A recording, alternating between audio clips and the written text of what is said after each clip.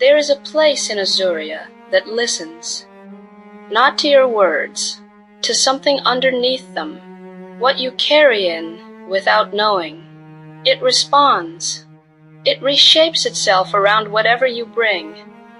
I have walked into it feeling 10 different things on 10 different days. And it was a different world every time.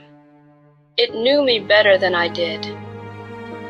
I had heard of the Enigma Zone, a place where the landscape responded to the observer. I didn't believe it until I arrived. The moment I crossed the boundary, the world shifted. Quietly, I felt wonder, and the world became more extraordinary in response, as though it had been waiting for someone to arrive in exactly that state of mind. Anger arrived the way it always did, not as an explosion, but as a slow tightening. 2 creatures appeared on the plain, neither small, neither petty. They faced each other the way thunder and lightning coexist in a storm, because they are made of the same energy, and that energy needs somewhere to go. I watched them and understood my anger slightly better. It was not a flaw. Joy arrived without warning. The weight of everything before it simply dissolved. A warm, glowing ocean appeared, its creatures moving with effortless contentment. Watching them, I remembered what joy feels like before life complicates it. Just warmth, just light, just the simple pleasure of being exactly where you are.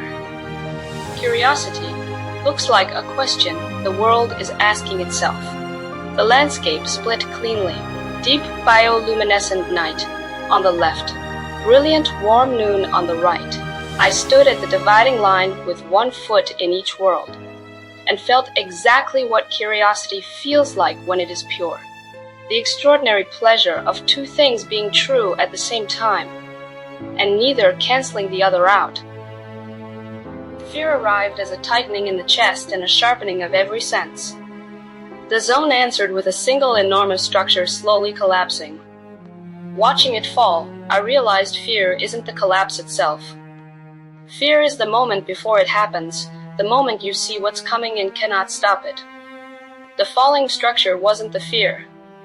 It was the warning fear had been carrying all along.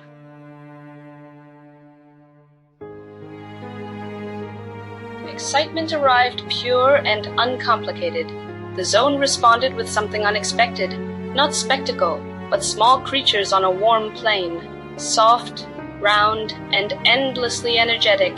They ran with no destination and no purpose beyond the joy of running itself. I watched them, I laughed, and I suspect that was exactly what the zone intended. Melancholy arrived quietly. The zone revealed a beautiful unfinished structure, fading before it could become what it might have been. Not broken, not lost, simply incomplete. Standing there, I realized melancholy is what beauty becomes when viewed from the direction of time.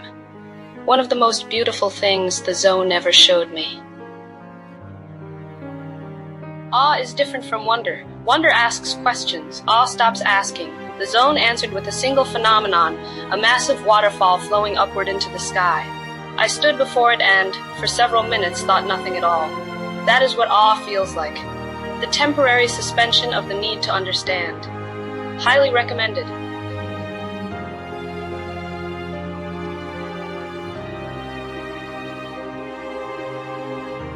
Dread is not fear. Fear is immediate. Dread is the slow realization that something is being prepared.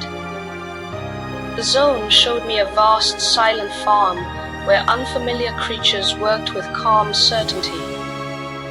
They weren't threatening. They barely noticed me. The dread came not from what they were doing, but from how completely certain they were about doing it.